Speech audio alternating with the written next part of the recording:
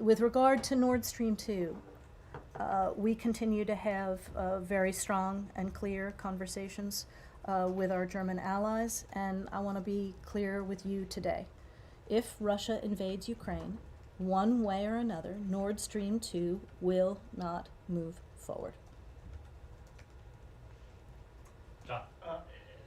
And how can you say that for sure? Where does your confidence come from on that? As I said, we've had extensive consultations at every level with our German allies. I'm not going to get into the specifics here today, but we will work with Germany to ensure that the pipeline does not move forward. Simon? Sorry, just to follow up again on that, but is there an assurance that you have from the Germans? Because what the Germans have said publicly doesn't match with what you're saying exactly, and the agreement that you guys signed last year doesn't specifically say if Russia invades Ukraine, we will cut off the pipeline. So is there something new that Germany has said to you in the last 24 hours that's changed your language on that? Well, first of all, I would say go back and read the document that we signed in July that made very clear about the consequences for the pipeline if there is a further aggression on Ukraine by Russia.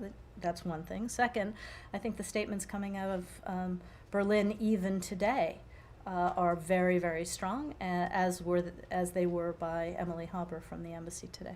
If Russia invades Ukraine, one way or another, Nord Stream 2 will not move forward. That's what you said, that's what he said, that's what... but Nord Stream 2 is already completed.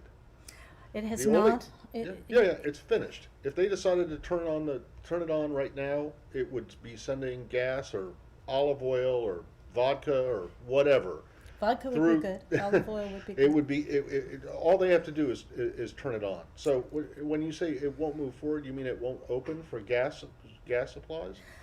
Matt, it is not ready to be turned on. It has not been. It's finished. It has not been tested. It has not been But certified. it's It has not finished. been the regulatory pieces that would allow it to be turned on, both on the German side and on the EU side, have not been completed. But it's The finished physical- from start point to end point. The pipeline is done, and whether or not there's certifications that need to be done or not, if you sent anything through it right now, it would start in Russia and end in Germany.